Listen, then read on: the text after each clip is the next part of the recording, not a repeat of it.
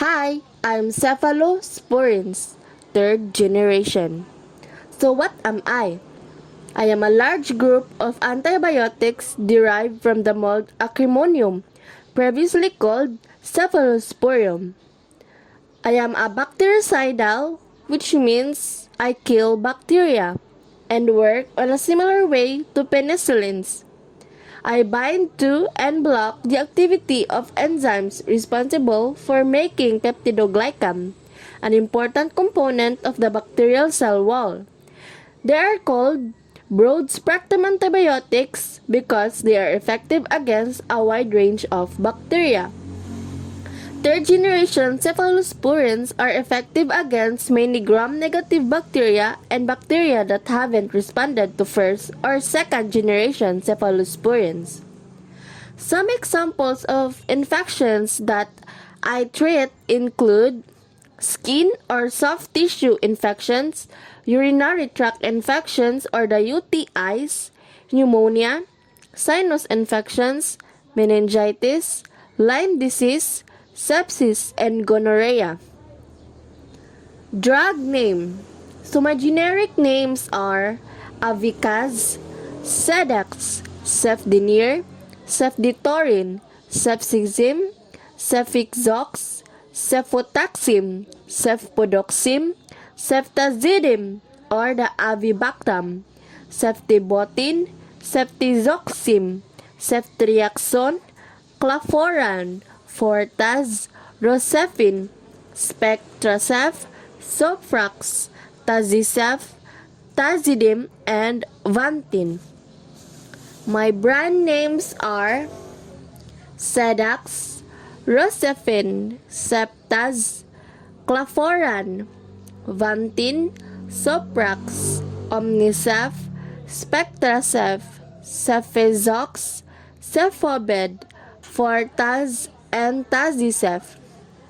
So for the chemical name, it looks like this.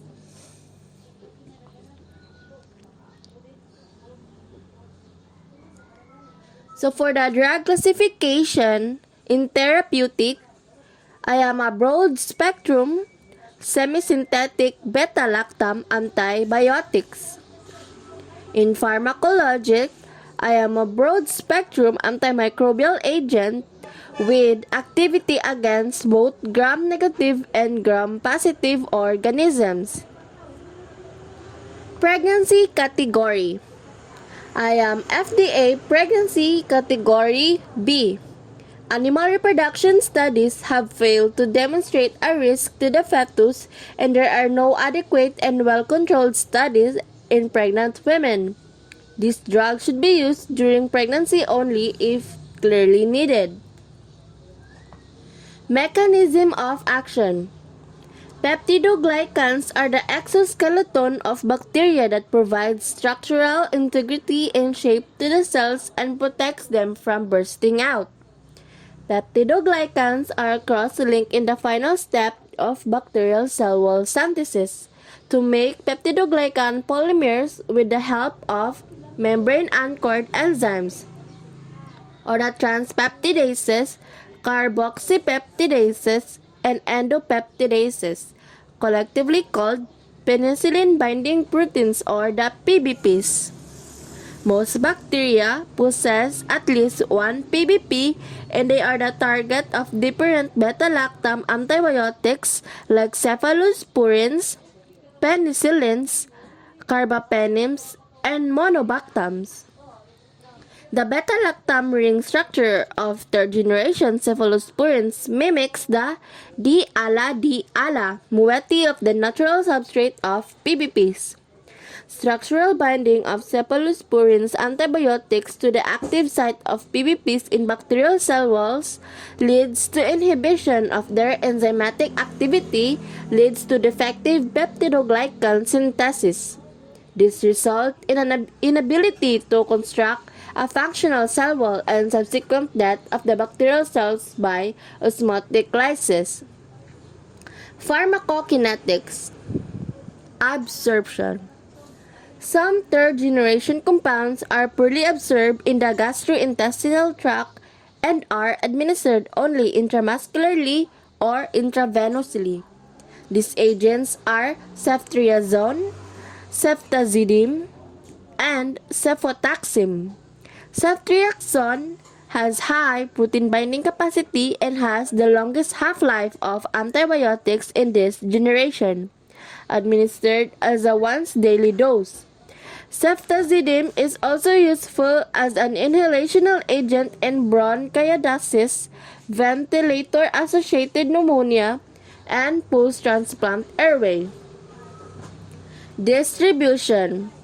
Cephalosporins are distributed into most body fluids and tissues, including kidneys, lungs, joints, bone, soft tissues, and biliary tract, but in general, the volume of distribution is lesser than 0.3 liter per kilogram. Metabolism. As found with cefotaxime, microbiological assays should only be used when the full metabolite spectrum of a particular drug is known, as otherwise, the presence of microbiologically active metabolites may lead to erroneous conclusions. Excretion. Under normal conditions, the major route of elimination is via the kidneys for cefzoludin, latamoxef, ceftazidime, ceftriaxone, and cefotetan. In contrast, cefoperazone is mainly eliminated in the bile, whereas cefotaxime and ceftriaxone depend both on the liver and kidneys for their elimination. With the exception of ceftriaxone, which has a longer elimination half-life, around 8 hours, all the other third-generation cephalosporins have a T1/2 ranging between 1.5 and 2.5 hours. Indications. As an empiric therapy, third-generation cephalosporins include indications for central nervous system infections, including meningitis, as they can cross the blood-brain barrier, genitourinary tract infections, bone and joint infections, community-acquired pneumonia, and skin and soft tissue infections. Contraindications. Cephalosporins are contraindicated in patients with a known allergy to the cephalosporin group of antibiotics. Moreover, cephalosporins share molecular similarity with penicillins and could lead to allergic reaction in 10% of patients with known allergy to penicillins. Cephalosporins along with penicillins are also contraindicated in patients who have a history of severe anaphylactic reaction with these agents. Side and adverse effects categorized per body system. So, for central and peripheral nervous system is headache and dizziness. For the gastrointestinal system, stomach upset or discomfort, abdominal pain, nausea, vomiting, and diarrhea. Body as a whole or the general, yeast infection or oral thrush, fever, and decreased appetite. Now let's go for the nursing responsibilities. The before, during, and after. Before. Monitoring. Before instituting treatment with cephalosporins, clinicians should obtain appropriate specimens for culture and isolation of the causative organism and a determination of its susceptibility to the antibiotics. Therapy may commence before receiving the results of susceptibility testing. During. Clinicians prescribe the oral cephalosporins in the outpatient settings are safe, while parenteral agents like ceftriaxone, which get infused intravenously, are always done under a hospital inpatient setting and are subject to active monitoring.